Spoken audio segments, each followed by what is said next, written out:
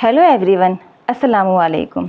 आप सब लोग खैरियत से होंगे, मैं भी यहाँ पर खैरियत से हूँ। आज मैं आप लोगों के लिए एक नया लेसन लेकर आई हूँ और इतना इंटरेस्टिंग लेसन है कि इसके बगैर हम कुछ समझ नहीं सकते हैं। वो लेसन लेकर आई हूँ और उस लेसन को मैंने काफ़ी अच्छे से एक्सप्लेन करा है, आप लोगों को समझाऊंगी मैं बहुत अच्छे से। तो उसमें आप ये देखिएगा कि एराब होते हैं, ज़बर ज़ेर पेश होते हैं, उसको मैं किस तरह से मैंने आप लोगों के लिए एक्सप्लेन करा है, उसको समझने की बहुत अच्छे से कोशिश कीजिएगा, समझिएगा। इसके बगैर हम कोई अल्फाज, कोई भी वर्ड, कोई भी सेंटेंस हम मुकम्मल नहीं कर सकते हैं, कंप्लीट नहीं कर सकते हैं। और प्लीज़ मेरी वीडियो को बिल्कुल भी स्किप मत कीजिएगा, पूरी सुनिएगा, जब भी आप लोगों को समझ में आएगा। अगर आपने स्किप कर दिया और जल्दी जल्दी करा तो नहीं आपके समझ में आएगा, आपको परेशानी होगी। तो चलिए वीडियो हम शुरू करते हैं। आप लोग इसको अच्छे से मेरे साथ रिपीट कीजिएगा, पढ़िए इसको। आप लोगों ने वॉवेल्स का नाम तो सुना होगा, सभी लोगों ने, सबने पढ़ा ही है। इंग्लिश में होते हैं ना वॉवेल्स, A-E-I-O-U, ऐसे ही उर्दू में भी वॉवेल्स होते हैं जिनको हम शॉर्ट वॉवेल्स कहते हैं। जो शॉर्ट वॉवेल्स होते हैं इसको हम उर्दू में बोलते हैं एराब बोलते हैं, ठीक है। एराब के मीनिंग होते हैं सिंबल या निशान, इसको हम प्रतीक भी बोलते हैं। तो जो निशान होते हैं, हम जो पढ़ाई करते हैं वही निशान हमें बताते हैं पूरे जो एक वर्ड होता है, उस वर्ड को हम एक्सप्लेन आराम से कर सकते हैं और हमें समझ में भी आ जाता है। रोजाना की बोलचाल में भी हम यूज करते हैं और पढ़ाई में भी करते हैं अपनी। शॉर्ट वॉवेल्स हमारे होते हैं, जैसे आपने ये देखा है, यहाँ आपको नजर आ रहा होगा ज़बर ज़ेर पेश। तो हमारे एराब क्या होते हैं, जो शॉर्ट वॉवेल्स होते हैं वो हमारे इसमें होते हैं उर्दू में ज़बर ज़ेर पेश। इसी से ही हम समझते हैं कि हम क्या पढ़ रहे हैं और ये अल्फाज क्या है पूरा, ठीक है। तो ज़बर ज़ेर पेश ये होता है। इसमें ये ज़बर है, ज़बर के जो मीनिंग होते हैं ये आ के होते हैं, ठीक है। तो इसके मीनिंग क्या हुए, ये हमारी ज़बर की जो साउंड आती है, आवाज़ होती है, वो होती है आ के, ठीक है। तो ये क्या हुआ, इसका ए से हम इसको देंगे, ठीक है। आ मतलब आ मीन्स ए। अब आता है हमारा ई, अलिफ ज़बर आ, ए की साउंड आई, ए की आवाज़ आ रही है इसमें, अलिफ ज़ेर ई। तो कौन सी अब इसमें कौन सी साउंड आ रही है, इसमें जो हमारी साउंड आ रही है, हमारी आवाज़ आ रही है, इसमें हमारी ई की आ रही है, तो ई हुआ, ठीक। अब ये आता है हमारा अलिफ पेश ऊ, तो ऊ की हमारी आवाज़ आ रही है, साउंड हमारी है ऊ की, तो उसमें आएगा यू, A-E-U। ये हमारे शॉर्ट वॉवेल्स होते हैं इसमें, ठीक है। अब समझ गए होंगे आप लोग।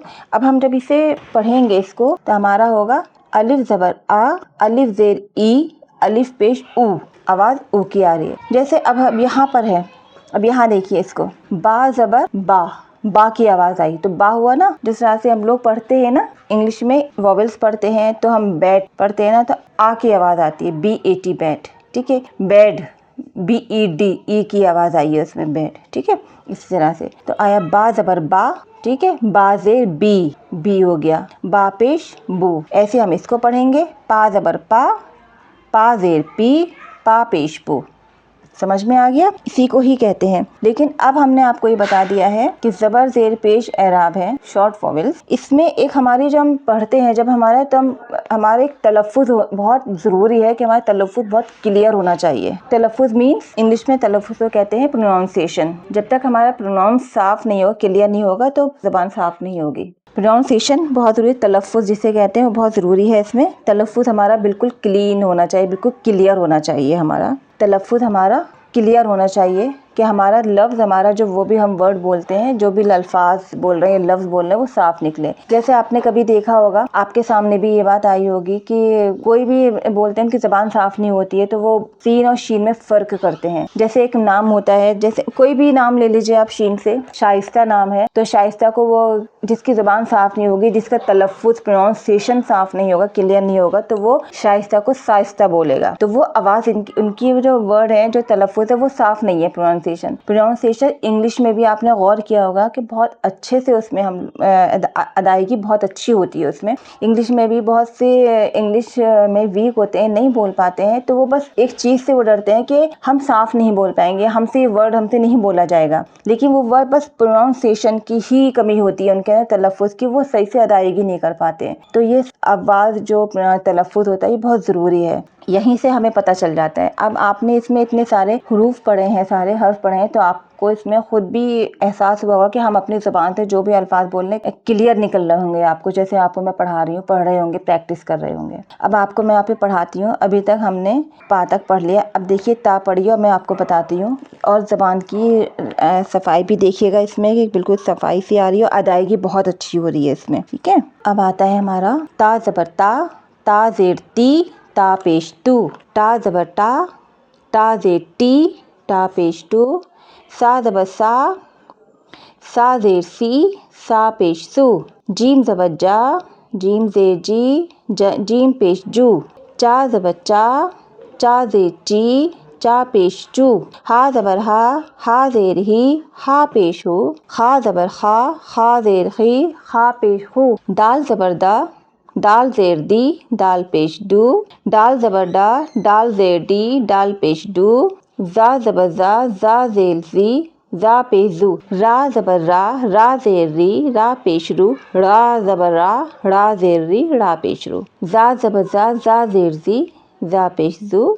ये आपको समझ हमने बताया था ये, ठीक है। जा ज़बर जा होती है ये, इसकी आवाज़ जन की आती है, जा ज़ेर जी, जा पेश जू। सीन ज़बर सा, सीन ज़ेर सी, सीन पेश सू। अब ये देखिए शीन, ये सीन है ना, शीन ज़बर शा, शीन ज़ेर सी, शी, शीन पे शू, ठीक। स्वाद ज़बर सा, स्वाद ज़ेर सी, स्वाद पेश सू, ज़्वा ज़बर ज़ा, ज़्वा ज़ेर ज़ी, स्वाद पेश जू। तोय ज़बर तोय ज़ेर ती, तोय पेश टू, ज़ोय ज़बर ज़ा, ज़ोय ज़ेर ज़ी, ज़ोय पेश जू, ऐन ज़बर ऐन ज़ेर ई, ऐन पेश ऊ, गैन ज़बर गैन ज़ेर गी, गैन पेश गू, फा ज़बर फा ज़ेर फी, फा पेश फू, काफ ज़बर काफ ज़ेर की, काफ पेश गू, काफ ज़बर काफ ज़ेर की, का पेश गू, गाफ ज़बर गाफ ज़ेर गी, गाफ पेश गू, लाम ज़बर लाम ज़ेर ली, लाम पेश लू, मीम ज़बर मीम ज़ेर मी, मीम पेश मू, नून ज़बर